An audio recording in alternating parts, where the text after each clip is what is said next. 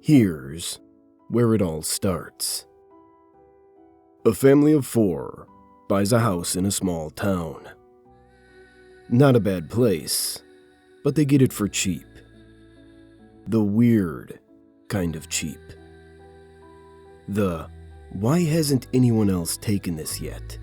cheap that flies a big red flag over the whole neighborhood. Didn't matter to them. They take what they can get. It doesn't take long for things to go south. Dad can't sleep. Mom is stressed out of her mind and can't figure out why. And the kids start hearing voices from under the house. They tell the parents. It's not like they'd keep that to themselves, right? But every time the parents check, they don't find anything, and they don't see anything. It's just nerves, they figure. What else? So, the parents go back to their own brands of falling apart, and the haunted little spot under the house gets ignored until one day. Those voices speak up a little bit louder and tell little brother it's time he gets rid of big sister. Everybody loses their minds. Don't worry about the kids. They're fine. She fought him off. The mom intervened. And the dad got them the hell out of there. They moved on with their lives. As far as I know, anyway. No. The thing to worry about is the voices. See, they sent some people to check the place out. Look for anything haunted, I guess. And it turns out there really were voices coming from under the house. Or, more accurately, sounds that could be mistaken for voices when filtered through the imagination of a child. After a while, they managed to find the culprits. There weren't any ghosts, of course. There were bugs. And this is where we come in. I got there a couple of days after Dr. Weevil. He didn't talk much at first, but he walked around smiling like he won the lottery. I couldn't blame him. Plenty of insects communicate with sound. Usually, it's a simple rubbing of their wings together or something similar. But these things were unique. Never before seen. We got the first chance at studying them. The doc kept my job simple. He'd give me 2 words. Look. And listen. So, that's what I did. You wouldn't have believed these things. They looked like someone's nightmare of a cicada. Their movements didn't even make sense with their bodies. Like they were animated by someone who didn't understand anatomy. But it worked. By which I mean, they made noise. They had 2 modes. A whisper and a scream. The whisper was more common, which isn't surprising, considering the parents who never managed to hear anything.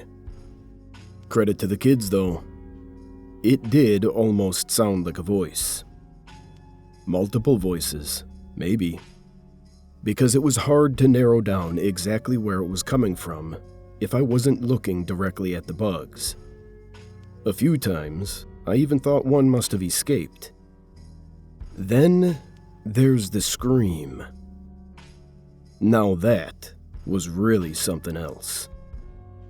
It felt like it came from inside my head. I could hardly move when I heard it. I put it down as a likely defense mechanism. Couldn't imagine it being good for much else. I spent days observing the bugs.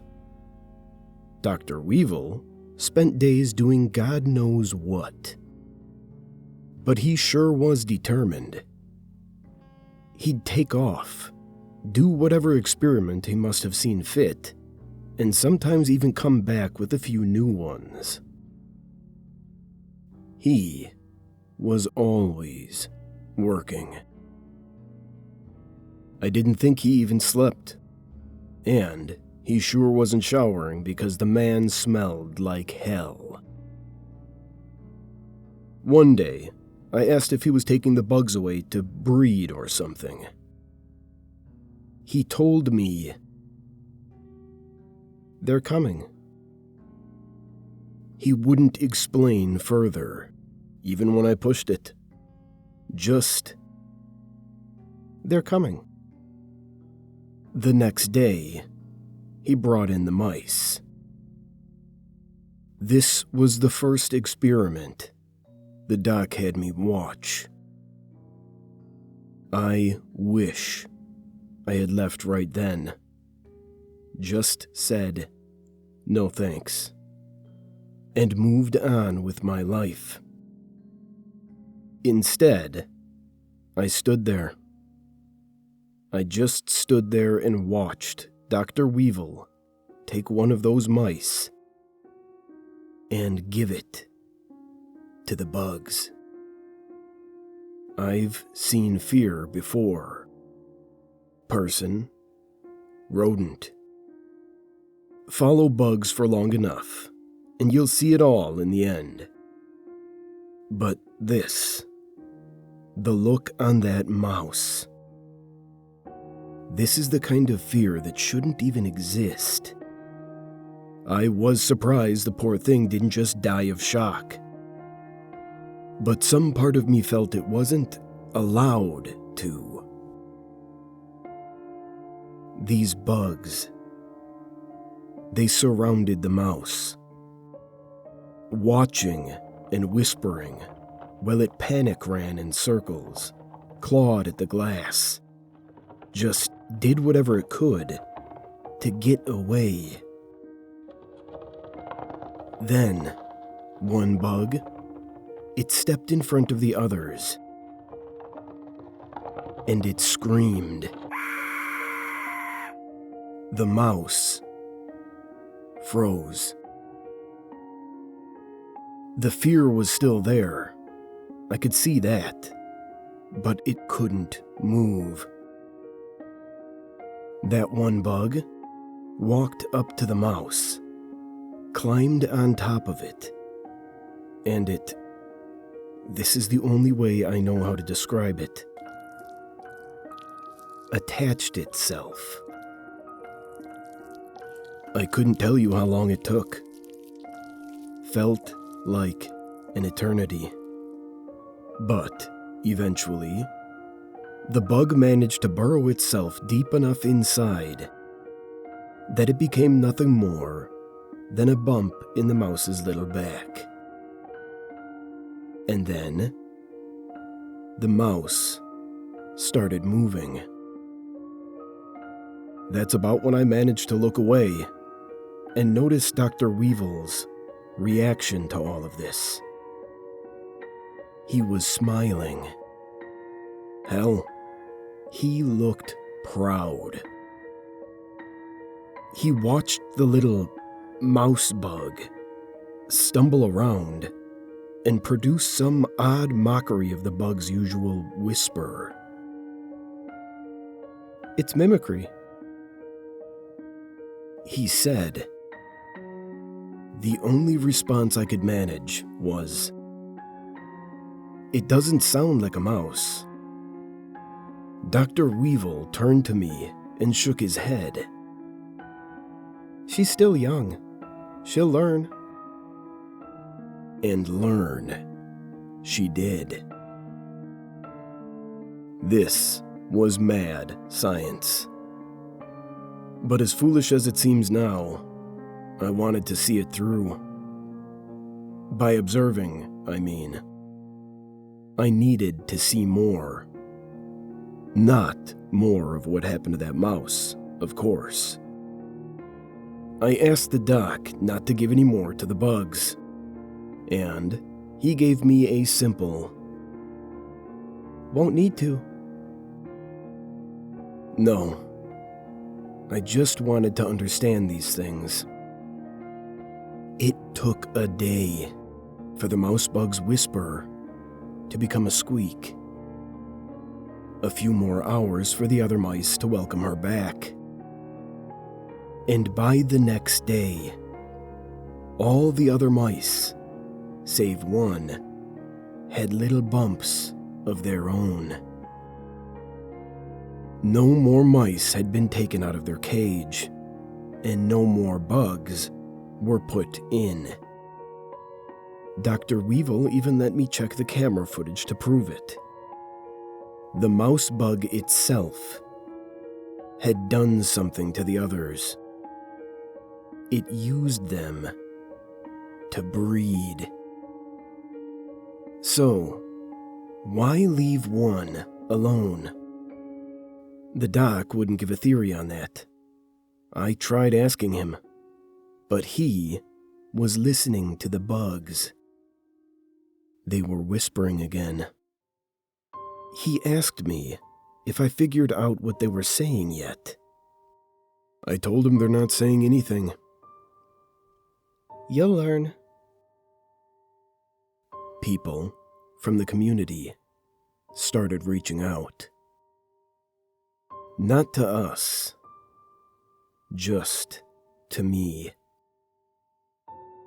I had kept to myself since arriving there, and assumed Dr. Weevil did the same. Not to be rude, we were guests there. We were just focused on work. Or at least, that's what I thought. They wanted to talk about Dr. Weevil. He's a strange man, they said, and people didn't feel comfortable with him in their town anymore. One, in particular, an older man who lived in this town his whole life, said he drove by the abandoned house and saw the doc there, whispering to the dirt, laughing, then whispering some more. The old guy tried to stop and ask if everything was okay. He said Weevil looked at him with this mean, hateful expression, the kind you'd have to put real effort into making, then turned around and sprinted into the woods.